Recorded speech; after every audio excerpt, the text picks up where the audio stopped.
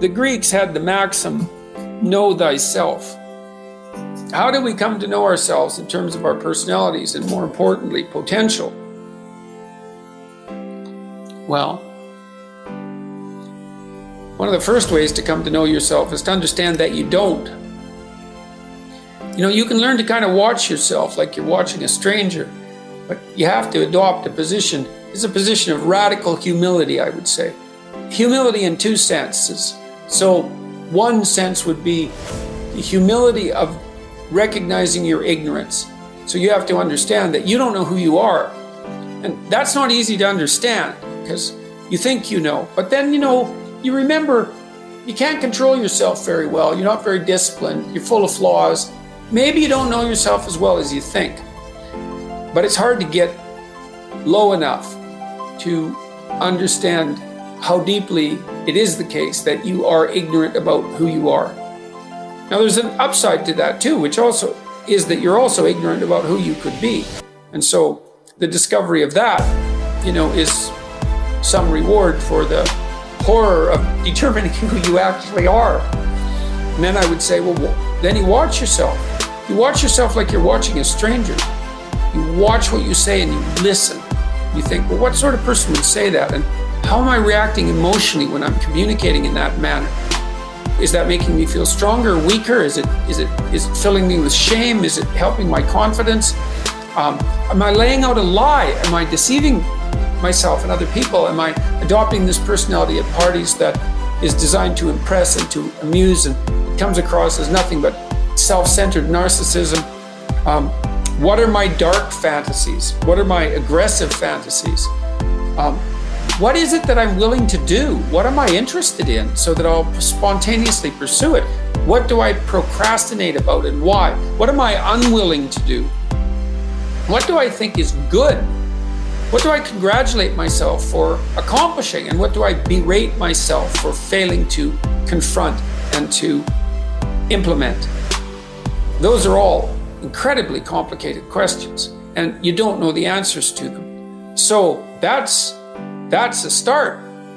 And then in terms of potential, well, you'll discover a little bit more about your potential as you discover who you are, especially the darker parts of yourself, because then you discover your potential for mayhem. There's some real utility in that. It's actually something that strengthens you, because the first thing that a realization like that can in fact produce is the ambition to incorporate that dangerousness into a higher order personality. And that can make you implacable. That can make you someone who can say no when you need to say no. That can make you someone who won't avoid necessary conflict. And so that's unbelievably useful. And so that's one of the potentials that you might discover. The other thing you do to discover your potential is you challenge yourself. It's like Rule 4 in my book, 12 Rules for Life, is compare yourself to who you were yesterday and not who someone else is today. And that's kind of a good way to start this. It's like, take a bit of a look at yourself and think about what's not so good that you could improve, that you should improve by your own standards, and that you would improve, and set yourself a little goal. Maybe you're not studying at all at your university. Or maybe you're at work and you've got this stack of paper there, and you haven't looked at that damn stack for like a month, and you know that you should be. And you're bothering yourself at night because you're avoiding that. You think, I've avoided that stack of paper completely for 1 month. I'm quite a coward when it comes to whatever snakes might be hidden in that stack of paper. How about tomorrow I just put that stack of paper in front of me on my desk and I glance through it for 15 seconds. See if I can do that. It's like, you set yourself a goal of improvement. It's a humble goal, because really, are you such a coward that the best that you can bloody well manage after a month of avoidance is 15 seconds of exposure to a stack of paper? It could easily be. You've been avoiding it. You're obviously afraid of it. And so the situation could be that dismal and dire.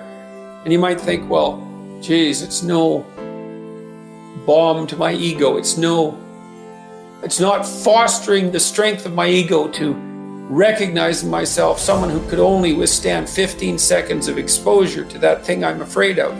And so that's a form of humility too. It's like there's things you could do to improve, and you know what they are. And there's small steps that you could take, that you might take, that would put you in that direction. And then the question is, are you big enough to take those small steps? Are you capable of grappling with the fact that you're fundamentally flawed to the point where you have to break things down into almost childlike steps in order to manage them? And the answer to that is, yeah, you are. And that's the lot of, I don't know if it's the lot of everyone. Most people have things they avoid, and they're afraid of. So I would say to some degree, it's the lot of everyone. People vary in the degree to which they've conquered that. And you do meet people from time to time who are extraordinarily disciplined. But most of the time, they've got disciplined in exactly this manner. It's through slow, incremental improvement. And then you challenge yourself. It's like, well, could I do this? That would be better. And you find out. And then you think, well, is there something slightly larger and more challenging that I could do that would be better?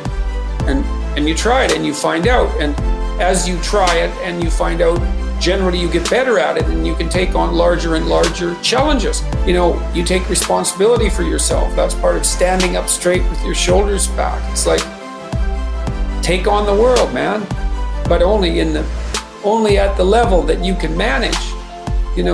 When you're ignorant and biased and deeply flawed and immature, it's where everyone starts. You don't want to bite off more than you can chew, but it doesn't mean that you can't wrestle with part of reality. Some part that's small enough so that you have a good shot at victory. And to put yourself together, this first step towards that is to allow yourself to be a fool, right? It's because you don't know what you're doing. You have to admit that. And there's going to be a loss of ego or destruction of ego, arrogant ego that necessarily accompanies that. But you need the loss of that arrogant ego because it's precisely what's interfering with your movement forward. It's part of the adversarial process, mythologically speaking, that stops moral progress. You're too proud of who you think you are to notice what you're like so that you could change properly. You don't want to sacrifice that part of yourself.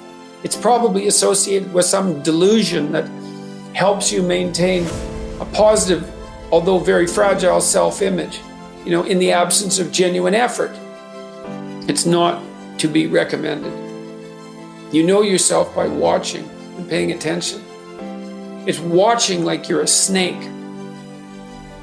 A snake watches like cold-bloodedly, with no emotional reaction, just to see what's there. It doesn't allow, symbolically speaking, doesn't allow what is wanted or desired to interfere with what is observed. So you watch yourself like that, as if you don't know who you are. Well, that's the beginning.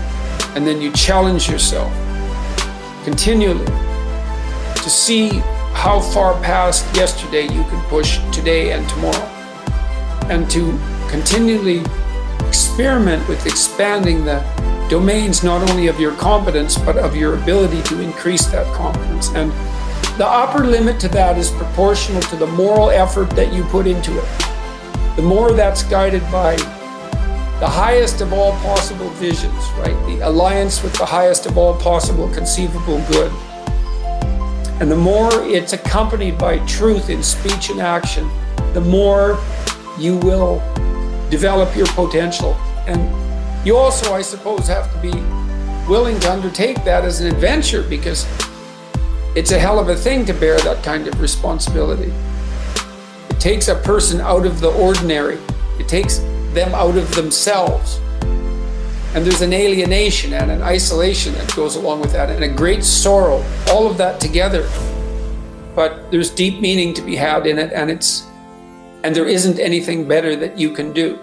So that's the answer to that question.